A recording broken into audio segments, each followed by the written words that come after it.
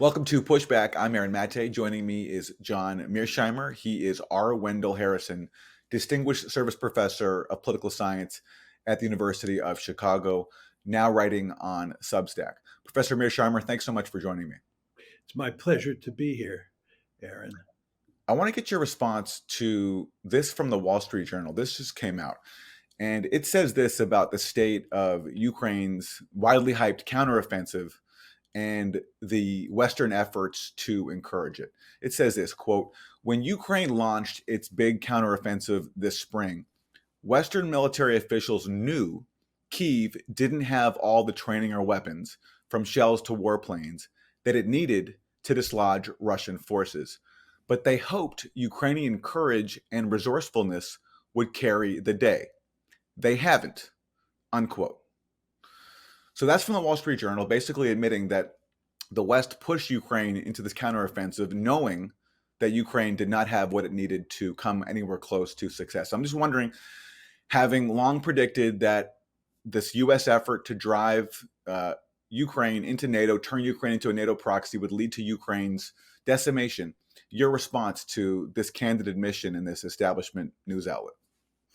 Well, it seems to me that anybody who knows anything about military tactics and strategy had to understand that there was hardly any chance that the Ukrainian counteroffensive would succeed. I mean, there were just so many factors that were arrayed against the Ukrainians that it was almost impossible for them to make any significant progress. Nevertheless, the West encouraged them, pushed them hard to launch this offensive. In fact, we wanted them to launch the offensive in the spring. And you sort of say to yourself, what's going on here? This is like encouraging them to launch a suicidal offensive, which is completely counterproductive. Wouldn't it make much more sense for them to remain on the defensive, at least for the time being? But I think what was going on here was that the West is very fearful that time is running out, that if the Ukrainians don't show some significant success on the battlefield in the year 2023, public support for the war will dry up and the Ukrainians will lose and the West will lose. So I think what happened here is that we pushed very hard for this offensive, knowing that there was a slim chance at best that it would succeed. In that same vein, we also integrated Ukraine as a de facto proxy of NATO without formally promising it or without formally giving it NATO membership. And that was a major factor in Russia's invasion to begin with. But then you have this recent NATO summit in Lithuania. And I'm wondering your take on this. At the end of the summit, the pledge that was given to Ukraine, it seemed to me that it actually made future NATO membership for Ukraine even more distant than it was when it was first promised back in 2008, because this time the final communique, and this was apparently done at the behest of the US, said that we will admit Ukraine when allies agree and when conditions are met, but it didn't specify what those conditions are. And so accordingly, it seems to me that Ukraine is even further away from NATO than it was back when it was first promised back in 2008. I'm wondering if you agree with that assessment and what you make of this very vague pledge from NATO. I agree with what you said, but I'd take it a step further. The Secretary General of NATO, Jens Stoltenberg, made it very clear that Ukraine would not be admitted into NATO until it had prevailed in the conflict. In other words, Ukraine has to win the war before it can be brought into the alliance.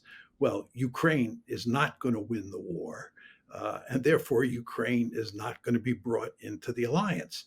This war is going to go on for a long time.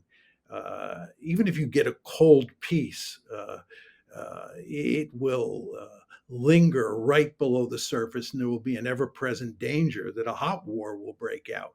And in those circumstances, I find it hard to imagine uh, United States or any West European country agreeing to bring Ukraine into NATO. And the simple reason is that if you bring Ukraine into NATO in the midst of a conflict, you are in effect committing NATO to defending with military force Ukraine on the battlefield. And that's a situation we don't want. We do not want NATO boots on the ground, or to be more specific, we don't want American boots on the ground. So it makes perfect sense for Stoltenberg to say that Ukraine has to win. In effect, Ukraine has to win a decisive victory over the Russians within the borders of Ukraine. That is not going to happen, in my opinion, and therefore, as you were saying, Ukraine is not going to become part of NATO. So, given that, I mean, do you think it's fair to speculate that the U.S. policy in Ukraine was even more cynical than it appeared? Because basically, this war was largely fought because the U.S. refused to agree to neutrality for Ukraine, saying that, well, we have an open door for NATO. We don't take people's membership off of the table. But yet, when given the opportunity, the U.S. won't commit to granting Ukraine a roadmap to joining NATO, which leads me to conclude that possibly, what if the aim was never to actually admit Ukraine into NATO, but just use the future pledge of NATO membership to de facto turn Ukraine into a NATO proxy without the obligation on the part of the U.S. and its allies to actually defend it? It's possible that's true. It's hard to say without a lot more evidence. I have a slightly different view. I don't think it was so much cynicism. I think it was stupidity. I think you can't underestimate just how foolish the West is when it comes to the whole question of Ukraine and all sorts of other issues as well. But I think that the West believed, and here we're talking mainly about the United States, that if a war did break out between Ukraine and Russia, that the West plus Ukraine would prevail, that the Russians would be defeated. I believe we thought that was the case. If you look at the run up to the war in early 2022, what's really striking to me is that it was quite clear that war was at least a serious possibility. Yet the United States and the West more generally did virtually nothing to prevent the war. If anything, we egged the Russians on. And I find this hard to imagine what was going on here. And I think that we believed that if a war broke out, we had trained up the Ukrainians and armed the Ukrainians up enough that they would hold their own on the battlefield, number one. And number two, I think we felt the magic weapon was sanctions, that we'd finish the Russians off with sanctions. And the Ukrainians would end up defeating the Russians, and they would then be in a position where we could admit them into NATO. That is what I think is going on. I don't think it's really a case of cynicism as you portray it. It may be. Again, this is an empirical question. We just need a heck of a lot more evidence to see whether your interpretation is correct or mine is. But my sense is this is worse than a crime. This is a blunder, to put it in Talleyrand's famous rhetoric. On the issue of the sanctions, it was recently reported that Russia hit a milestone in selling its oil above the price cap that the U.S. and its allies tried to impose on the price of Russian oil. Why do you think the U.S. sanctions policy has not worked? And did that surprise you? Did you expect Russia to take more of a hit than it has? I thought it would take more of a hit than it has. I think the Russians themselves thought that. That's my sense from sort of keeping abreast of this conflict. I think the Russians have done better than they even expected, and certainly better than I expected. But my view, Aaron, is that even if we had been more successful with the sanctions, we would not have brought the Russians to their knees. We would not have ended up inflicting a significant defeat on them. And the reason is very simple. The Russians believe that they're facing an existential threat in Ukraine. And when you're facing an existential threat, or you think you're facing an existential threat, you're willing to absorb huge amounts of pain to make sure that you're not defeated on the battlefield. So I think the sanctions were doomed from the beginning. I think when you look carefully at what has happened since then, it's quite clear that the Russians were in an excellent position to beat the sanctions by and large. And it shouldn't have been surprising to anyone who spent a lot of time studying how sanctions work that it was not going to do much against a country like Russia, which was so rich in natural resources and had all sorts of potential trading partners that could replace the ones that it lost in the West. I certainly don't fit in that category as an expert on sanctions, but I would imagine that people who study this issue carefully understood that it was going to be of limited utility against the Russians, and it certainly has been. This, by the way, was a major miscalculation, I believe, on the West part. Uh, in the literature in the West on the war, if you read the mainstream media carefully, people like to dwell on Putin's miscalculations, and they completely ignore the West's miscalculations. But I think if you look at our behavior in the run up to the war and what has subsequently been happening in the conflict, it's quite clear that we miscalculated in a big way. Well, on that point, let me ask you to respond to what Secretary of State Antony Blinken recently said on CNN. He's talking about what he says are Putin's objectives in Ukraine. He says Putin has already lost. In terms of what Russia sought to achieve, what Putin sought to achieve, they've already failed. They've already lost. The objective was to erase Ukraine from the map, to eliminate its independence, its sovereignty, to subsume it into Russia. That failed a long time ago. That's Antony Blinken, Professor Mearsheimer. Do you think those were Putin's objectives in Ukraine? No. I mean, it's the conventional wisdom in the West, for sure, that these were Putin's aims. But as I have said on countless occasions, there is no evidence, let me emphasize here, zero evidence to support the claim that Putin was bent on conquering all of Ukraine and incorporating it into a greater Russia.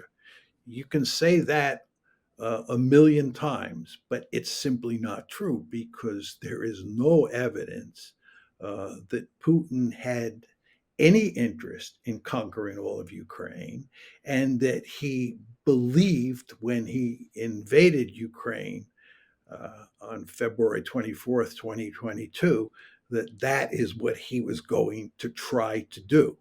But that just takes care of his intentions. You also have to look at his capabilities.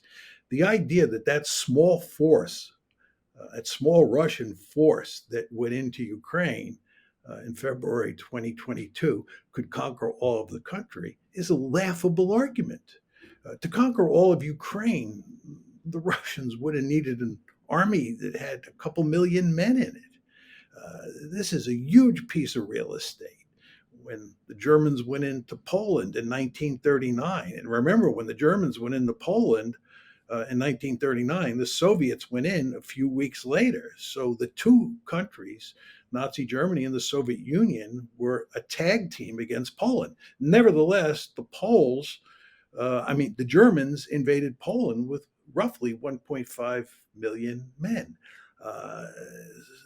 The Russians had at most 190,000 men when they invaded Ukraine in February 2022. No way they had the capability to conquer the country, and they didn't try to conquer the country.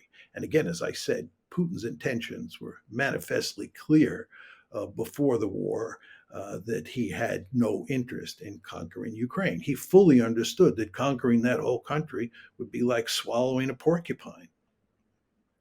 And you compare the Russian invasion of Ukraine to how the U.S. went into Baghdad 2003. The first thing they do is attack the capital. They try to knock out the head of government, Saddam Hussein. Russia obviously didn't do that. There were no missile strikes on the presidential office in Kiev, no missile strikes on basic infrastructure, and the railroads even left intact, even though those railroads supply military equipment. But what Putin did get, though, in those early stages was negotiations, which apparently went somewhere to the point of a tentative deal reached between Ukraine and Russia, in which Russia would have withdrawn to its pre-invasion lines and Ukraine would have basically pledged neutrality. We know from various reports that the West stood in the way. Boris Johnson reportedly came over, told Zelensky that if you sign a deal with Russia, we're not going to back you up with security guarantees. Putin recently produced a document when he was speaking before some African leaders that he said was signed by Ukraine. And he also accused the West of sabotaging this deal. Based on the evidence you've seen, do you think that's a fair rendering of events, that there was a serious deal reached, but the West stood in the way?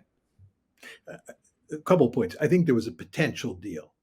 Whether it could have been worked out had the West not interfered remains to be seen. There's some very complicated issues that had to be resolved here, and they weren't fully resolved in the negotiations at Istanbul. So I would say it was a potential deal. It had real promise for sure.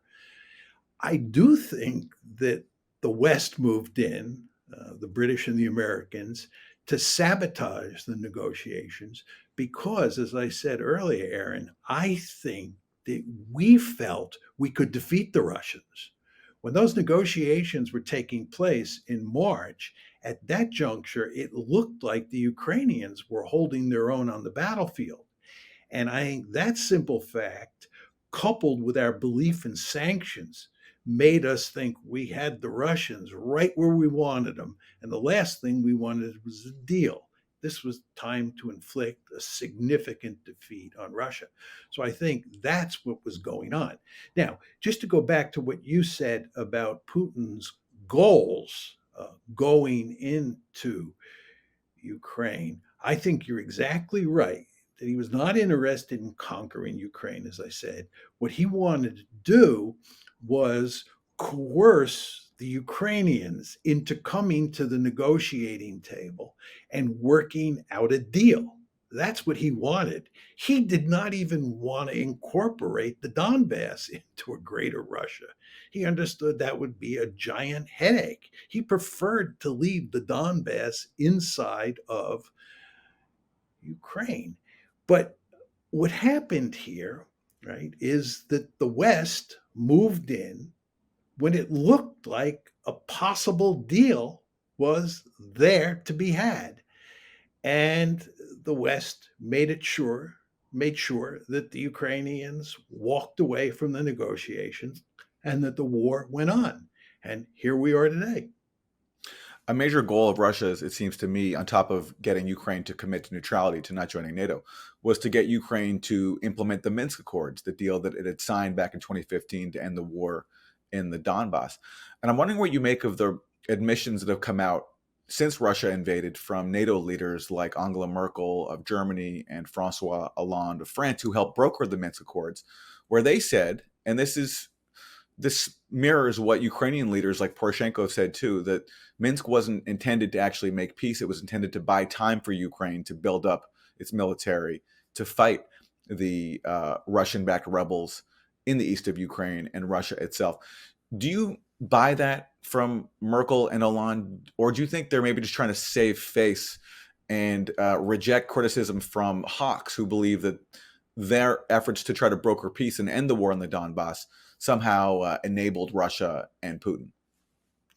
It's really hard to know what to think for sure. I mean, the fact is that Hollande, Poroshenko, and Angela Merkel have all said very clearly that they were not serious at the time about negotiating some sort of settlement in accordance with the Minsk II guidelines. If they say that, it would seem to me to be true. Is it really the case that they're all lying now to cover up their past behavior so that they don't damage their reputation in the West? I guess that's possible. I don't know how you would prove one way or the other where the truth lies, but my tendency in these situations is to believe what people say. And if Angela Merkel tells me that she was just pretending in the Minsk negotiations because she wanted to help arm up the Ukrainians, I tend to believe her. But maybe she's not telling the truth. Who knows for sure? And going back to what you said earlier about how the U.S. did nothing to prevent this war, and in some ways may have even egged it on before February 2022. Given that the Biden administration refused to address Russia's core concerns of NATO expansion and the NATO military infrastructure surrounding Russia, which Russia, in its draft treaties that it submitted in December 2021, proposed that that NATO basically roll back its NATO military infrastructure around Russia to pre-1997 lines. Given that the Biden administration pretty much refused to discuss any of that, with maybe some minor exceptions, from a realist perspective, is there any room now for the Biden administration to go back on that and to actually discuss the issues that it wouldn't discuss prior to the invasion? And if they won't discuss those issues, then what kind of future are we looking at? Well, let me make a quick point. I think your description of the American position in December 2021 and in the run up to the war in February 2022 is correct. But it's also important to emphasize, and people in the West don't want to hear it, but it is true, that the Russians were desperate to avoid a conflict. The idea that Putin was chomping at the bit to invade Ukraine so he could make it part of Greater Russia is just not a serious argument. The Russians did not want a war, and they did, I believe, everything possible to avoid a war. They just couldn't get the Americans to play ball with them. The Americans were unwilling to negotiate in a serious way. Period. End of story. Now, what can we do today? In effect, you're asking whether we can go back to where we were, before the war broke out, or maybe even where we were in March 22, shortly after the war broke out, when the negotiations in Istanbul were ongoing. I think we are well past the point where we can work out any kind of meaningful deal.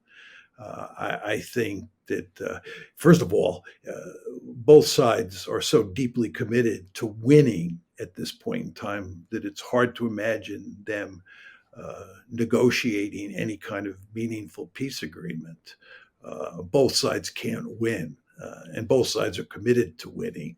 So negotiating a deal now at the general level is, I think, not possible. But when you get into the details, right, the Russians are bent on keeping the territory that they have now conquered. And I believe the Russians are intent on conquering more of Ukraine. The Russians want to make sure that Ukraine ends up as a dysfunctional rump state and cannot become a viable member of NATO at any time in the future. So I think that what the Russians will end up doing is cleaving off a huge chunk of Ukrainian territory and then going to great lengths to keep Ukraine in a terrible both economic and political situation. They'll do everything they can to continue strangling the Ukrainian economy because they do not want Ukraine to be in a position where it becomes a viable member of the Western alliance. So the idea that the Russians would now agree to give up the territory that they've conquered and pull back to the borders that existed in February of 2022, I think is almost unthinkable. Now, you may say they would do this if Ukraine became a neutral state. It gave up its aspirations to become a part of NATO. First of all, I don't think that Ukraine is anytime soon going to agree to become a neutral state. It's going to want some sort of security guarantee. And the only group of countries that can provide that security guarantee are NATO countries. So it's hard to see that bond between Ukraine and NATO being completely severed. And furthermore, the Russians are going to worry about the fact that Ukraine will one day say we're neutral, and then the next day they'll change their mind and form some sort of alliance with the West. And the end result is the Russians will have given up all that territory, and Ukraine will no longer be neutral. So I think from a Russian point of view, what makes sense is just to conquer a lot of territory in Ukraine and make sure you turn Ukraine into a dysfunctional rump state.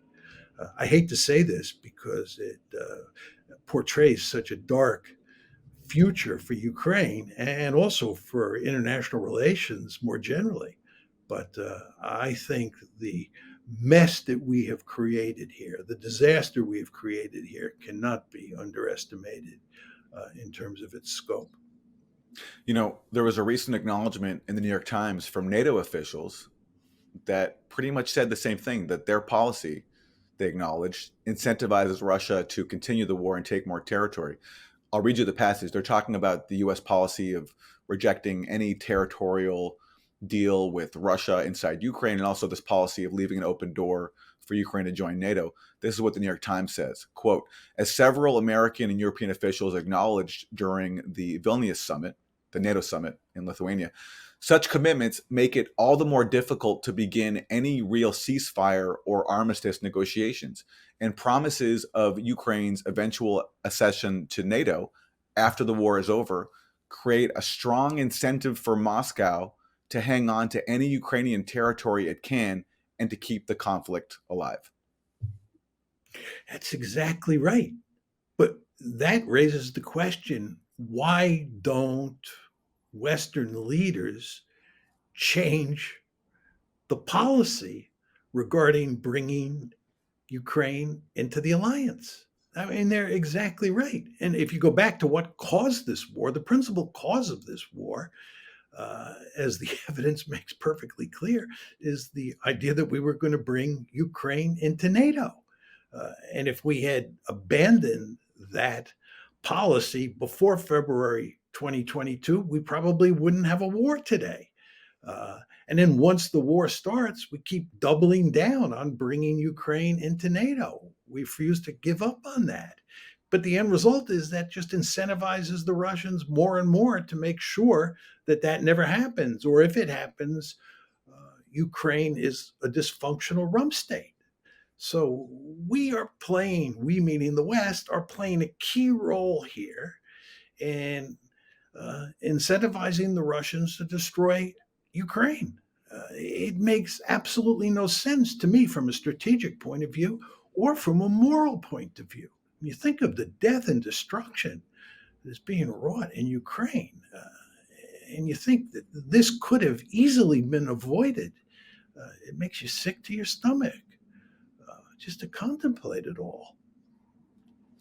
What do you make of the U.S. policy so far when it comes to weaponry? There's been so many times where the Biden administration says publicly that certain weapons are not going to Ukraine, but then later on they relent and send those weapons. And now it looks like F-16s will be the latest on that list. And by contrast, recently, John Kirchhofer, who was with the U.S. Defense Intelligence Agency, said that unlike what Biden and Blinken are saying, he said the war is at a stalemate. And he also said that none of these heavy weapons are going to make a difference to allow Ukraine to break through. Certainly, we are at a bit of a stalemate. We do see incremental gains by Ukraine as they commit to this counteroffensive over the summer, but we haven't seen anything to really help them break through, for example, to drive to the Crimea. It's interesting to me, we tend to focus on some of the munitions that the West provides to Ukraine as they fight this out. And we look at some of them as holy grails as they play out. So if you think of HIMARS, certainly that led to some sensational tactical events. And then you see the Storm Shadow missile doing the same thing. And now we're talking about dual purpose, improved conventional munitions or cluster bombs. None of these, unfortunately, are the holy grail that Ukraine is looking for that I think will allow them in the near term to break through. So you have that being acknowledged by somebody with the Defense Intelligence Agency, but that doesn't seem to have, entered the thinking of the White House, which keeps sort of slowly drip feeding these heavy weapons systems that it had previously taken off of the table. Well, I think there's no question that we're desperate here. You use the word stalemate.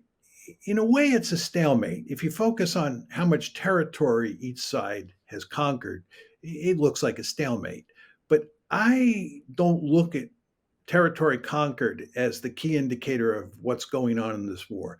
In a war of attrition like this, the key indicator is the casualty exchange rate. That's what you want to pay attention to. You want to focus on how many people each side has available to draft, to put in the military. And then you want to focus on the casualty exchange rate. And in my opinion, the casualty exchange rate decisively favors the Russians, who also happen to have many more people than the Ukrainians do. This is a disastrous situation for Ukraine. It makes it almost impossible for Ukraine to win this war, and it makes it likely that the Russians will prevail. So the question is, if you're the West, how do you rectify this situation? What do you do to keep the Ukrainians in the fight? And you want to remember here that the Russians have a formidable industrial base, and they have lots of military equipment, lots of heavy equipment, lots of artillery, lots of tanks. They have assembly lines that are churning out lots of equipment. The Ukrainians have hardly any assembly lines at all. They're completely dependent on the West for weaponry. So the question then becomes, what can we give them? And there are real limits to what we have, right? We don't have that much more artillery to give them. So it's no surprise that therefore we're giving them cluster munitions. It's no surprise that in recent months we've emphasized giving them tanks when what they really needed was artillery. So you see that we're in a pickle here in that we've picked a fight with a country that has a huge industrial base that can produce lots of weaponry. And our ally, the country that's doing the fighting for us, the dirty work on the battlefield, does not have weaponry of its own. So we have to supply it. And again, we have real limits to what we can give them. So what's going on is that we give them HIMARS missiles, and everybody says this is the magic weapon. It's going to rectify the casualty exchange ratio. It's going to help the Ukrainians prevail on the battlefield. That proves not to be the case, right? And then we start talking about giving them sophisticated tanks. We give them sophisticated tanks, be they Leopard 2s, Challengers, or what have you. And they're supposed to be the magic weapons, and that doesn't work out. Then we talk about training 9 brigades and creating, a panzer force that can punch through the Russian defenses and do to the Russians what the Germans did to the French in 1940. And of course, on June 4th of this year, the Ukrainians launched their counteroffensive, and they used a lot of those NATO trained and armed troops, and it didn't work. They didn't even get to the first defensive lines of the Russian forces. They ended up fighting in the Grayzone and suffering huge casualties. So what's the solution? Well, we got to give them F-16s, and we got to give them ATACMS. And if we give them that will reverse the balance of power between these combatants, reverse the casualty exchange ratio, and the Ukrainians will end up prevailing on the battlefield. This is a pipe dream. It's hard to believe that people in the Pentagon who study war for a living believe that F-16s or ATACMS are going to change the balance of power on the battlefield. They are doing this in large part because we have to do something, and this is really all we can do. So we can't quit. We got to stay in the fight. We got to continue to arm the Ukrainians. And this is the only game in town. So what we're doing here, giving them weapons that we can publicly say, and then the media can repeat it, that these are war-winning weapons. And once the Ukrainians get these weapons and learn how to use them, once they learn how to fly F-16s, the balance of power will be rectified, and we'll live happily ever after. Again, this is not going to happen. The Ukrainians are in deep trouble. We have led them down the primrose path, and there is nothing we can do at this point in time to rectify that situation. Well, speaking of which, that was your famous warning back in 2015 that the West is leading Ukraine down the primrose path, and quoting you, the end result is that Ukraine is going to get wrecked. What's going on here is that the West is leading Ukraine down the primrose path. And the end result is that Ukraine is going to get wrecked. And I believe that the policy that I'm advocating, which is neutralizing Ukraine and then building it up economically and getting it out of the competition between Russia on one side and NATO on the other side, is the best thing that could happen to the Ukrainians. This was your warning back in 2015. Why were you so confident of this? What made you so sure that this was the inevitable path? Well, I thought it was very clear when the crisis first broke out in February 2014. Remember, the crisis breaks out on February 22nd, 2014.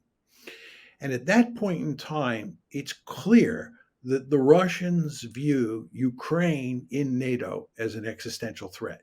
They make no bones about that. And furthermore, it's clear, right, that if we persist to try to bring Ukraine into NATO, if we persist to try to make Ukraine a Western bulwark on Russia's borders, that the Russians will destroy Ukraine. They'll wreck Ukraine. They make that clear at the time.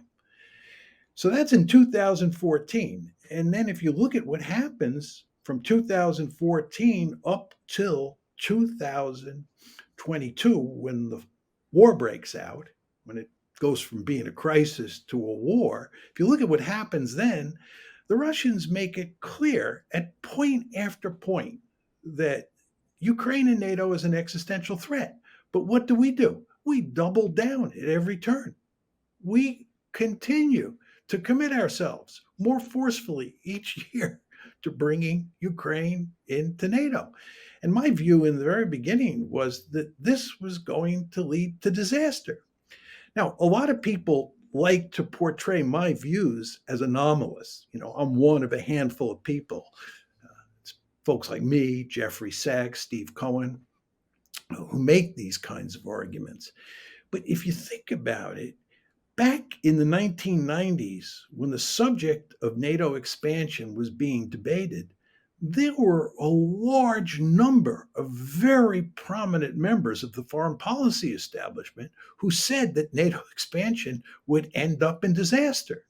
This included people like George Kennan, William Perry, who at the time was the Secretary of Defense. He almost resigned, he says. Pardon? He almost resigned, he says, over the issue of NATO expansion. When Clinton expanded NATO, he said he considered resigning, I believe. Yes, that's exactly right.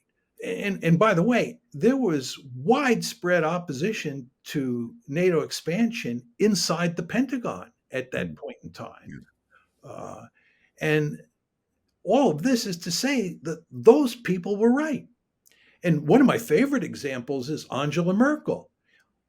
When the decision was made in April 2008 at the Bucharest summit, the Bucharest NATO summit, to bring Ukraine into NATO, Angela Merkel and Nicolas Sarkozy, who was then the French leader, both of them were adamantly opposed to bringing Ukraine into NATO. This is when the trouble started, April 2008. Angela Merkel was bitterly opposed. And she subsequently said that the reason that she was opposed was that she understood that Putin would interpret it as a declaration of war. Just think about that. Yeah. Angela Merkel said that in 2008, when she opposed the idea of bringing Ukraine and Georgia, by the way, into NATO, she opposed it. She opposed it because she understood that Putin would interpret it as a declaration of war. So there are a lot of people besides Jeff Sachs, Steve Cohen, and John Mearsheimer who understood that this whole crusade to expand NATO eastward was going to end up in disaster. Let me ask you a personal question. You were friends with Steve Cohen, who I knew very well. He was a hero of mine and a friend. I'm wondering, it seems to me that since his passing and since the Ukraine war escalated with Russia's invasion, you should have taken his place as enemy number one in the U.S. Academy in terms of someone willing to speak out and counter the establishment point of view. And I'm just wondering whether you agree with that, and whether it's given you any more empathy for Stephen, and what that's been like for you, and what you make of the space for debate and how it compares to previous controversial issues that you've spoken out on. You're very critical of the Israel lobby. You spoke out against the Iraq war. How all that compares to the climate we're in today. Well, just to talk about Steve Cohen for a minute, I think Steve was out front on this issue before I was. He was out front on the issue before 2014, when the crisis broke out. That's when I first got involved. I wrote a well-known piece in Foreign Affairs in 2014 that said the crisis, which broke out in February of that year, was the West's fault. But Steve had been making the argument before I came into the game. And then he and I were involved in a number of different events where we were on the same side making the same argument. And then, of course, Steve passed, and his presence in this debate is greatly missed for sure. I think you could say that people like me and people like Jeff Sachs are in effect replacing Steve. We're making the arguments that he made for a long time. So I think there is a lot of truth in that.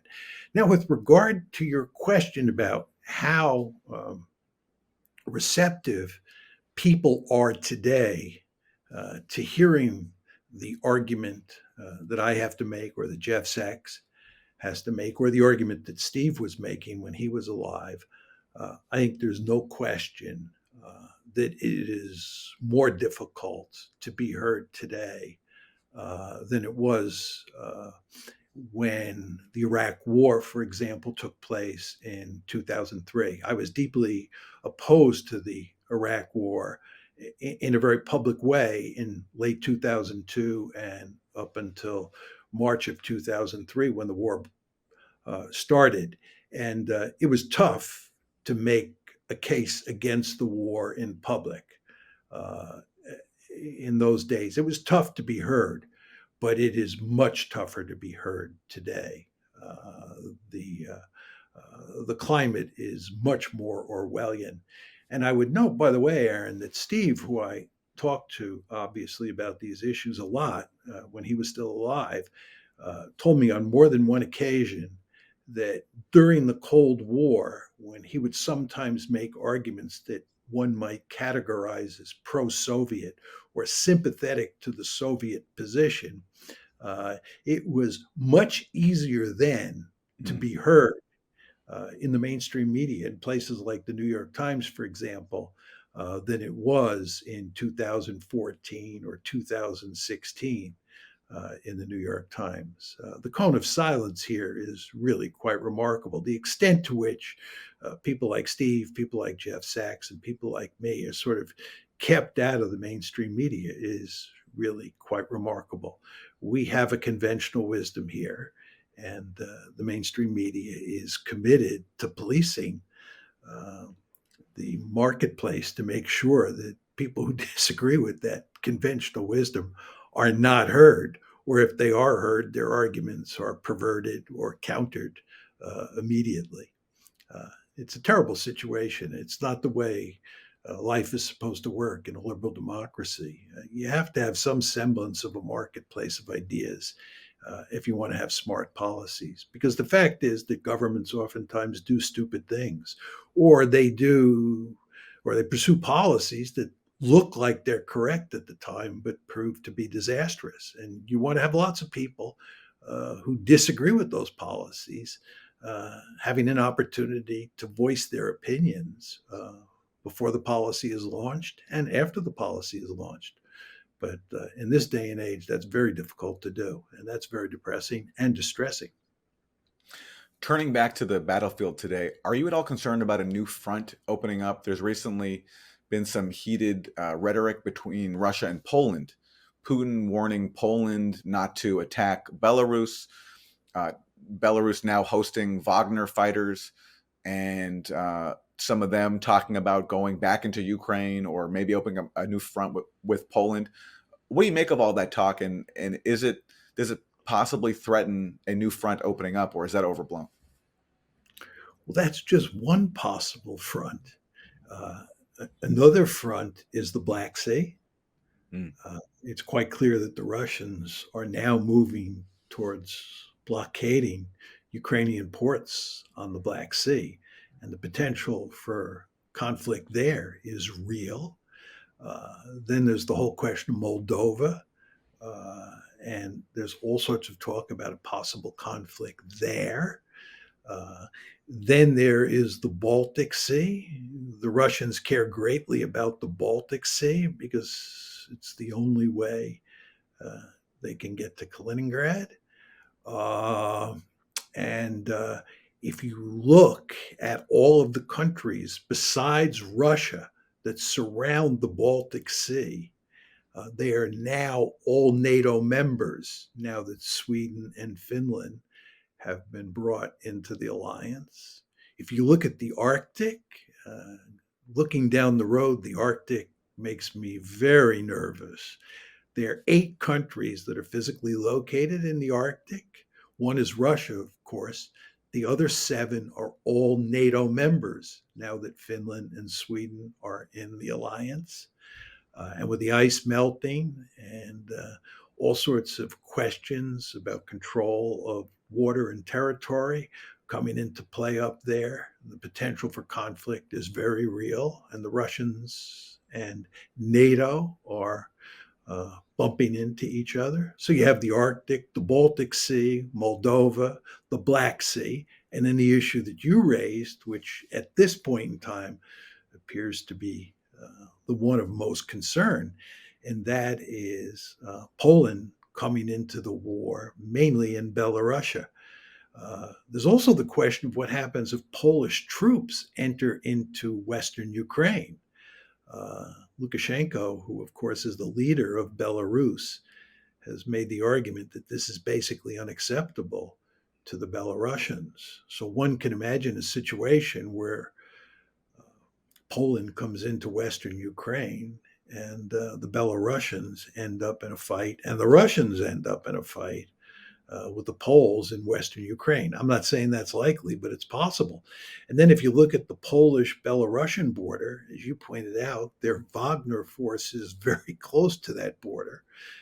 And not surprisingly, the Poles have moved up their own forces to make sure that the Wagner forces don't do anything against Poland. So you have, Wagner forces and Polish forces eyeball to eyeball on the Belarusian-Polish border. This is not a good situation. Who knows what the chain of command looks like with Prigozhin, who's in charge of those Wagner forces, as best we can tell.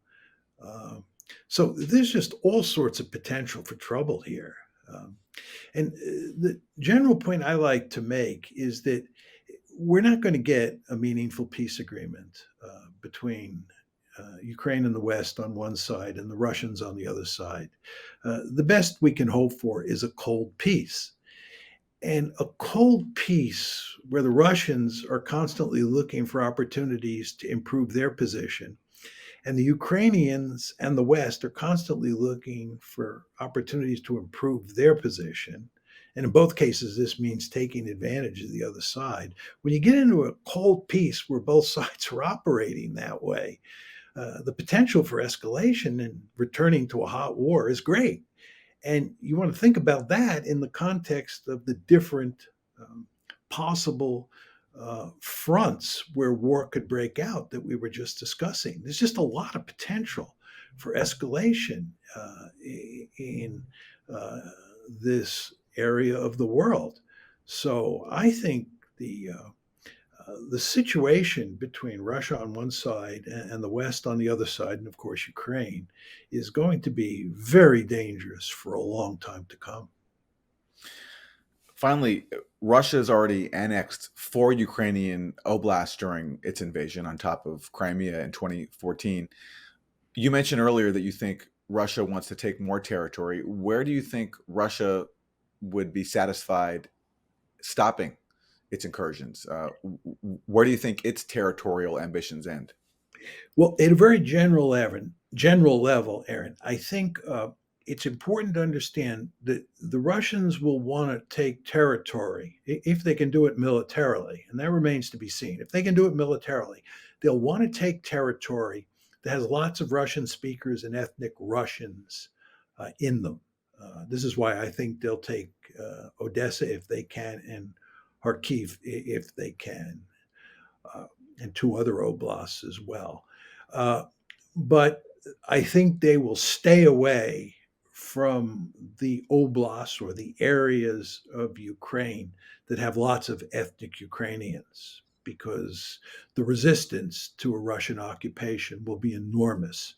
So I think the demography of Ukraine limits how much territory the Russians can take.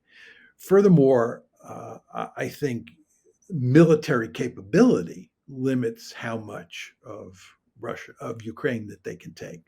That they don't have the military capability to take all of it. And I think they'll have to actually increase the size of the existing Russian army if they're going to take the four oblasts, this includes Kharkiv and Odessa, that are to the west of the four oblasts that they now control. But I think that they will try to take those 8 oblasts plus Crimea. Those 8 oblasts, they already control 4, and they've taken Crimea. That represents about 23% of Ukrainian territory before 2014. If they take the additional 4 oblasts to the west of the 4 they now have annexed, that will represent about 43% of Ukrainian territory that will have fallen into the hands of the Russians. And that, I think, will leave the Russians in a position where they are dealing with a Ukraine that is a truly dysfunctional state. I hate to say that this is the likely outcome, because it's such a terrible outcome from Ukraine's point of view. But I think, in all honesty, that is where this war is headed. I think the Russians are now playing hardball. We are, as I said to you before, well past the situation that existed in March of 2022, or certainly in the period before the war broke out in February of 2022, where it was possible to imagine a situation where the Russians pulled out of Ukraine in return for Ukrainian neutrality. Those days are gone. And a Russia that's playing hardball is a Russia that's going to conquer more territory if it can, and do everything it can to wreck Ukraine. One more question, because we haven't discussed this issue yet, and it's existential, and that's the nuclear threat. There was a recent article by a Russian named Sergei Karaganov, who was an academic with the Russian Council on Foreign and Defense Policy. He's said to be close to Putin. And I don't know if you caught this essay, but he basically said that Russia needs to adopt a more bellicose nuclear posture, needs to embrace the use of first use, and even threaten to use it in Ukraine in order to sufficiently scare the West. I don't know if you caught that essay, but if you did, what did you make of it? And overall, is the nuclear threat, the threat of nuclear war, something that you think is still a possibility when it comes to this war itself? Well, I think that nuclear war is most likely if the Russians are losing. If the Russians are losing, if the Ukrainian military is rolling up Russian forces in eastern and southern Ukraine, and the sanctions are working, and the Russians are on the verge of being knocked out of the ranks of the great powers, in that situation, I think it's likely that the Russians would turn to nuclear weapons. And they would use those nuclear weapons in Ukraine. They would not dare use them against NATO, but they would turn to nuclear weapons. I think, given the fact that the Russians are not losing, and if anything are winning, therefore the likelihood of nuclear war is greatly reduced. I don't want to say it's been taken off the table for 1 second, but I think as long as the Russians are on the upside of the battle, not on the downside, the likelihood of nuclear use is very low. Now, with regard to the Karaganov article, I read that to say that the Russians are likely to prevail, but to use rhetoric I've used, it's going to be an ugly victory. I think he understands that the Russians are not going to win a decisive victory. They're not going to end up with a neutral Ukraine. And they're not going to end up in a situation where the West backs off. I think that Karaganov understands that even if the Russians capture more territory, and even if they turn Ukraine into a dysfunctional rump state, that you're going to get at best a cold peace that's going to be very dangerous. I referred to this in my Substack article as an ugly victory. And I think what he is basically saying is that it's not clear that's acceptable to the Russians over the long term.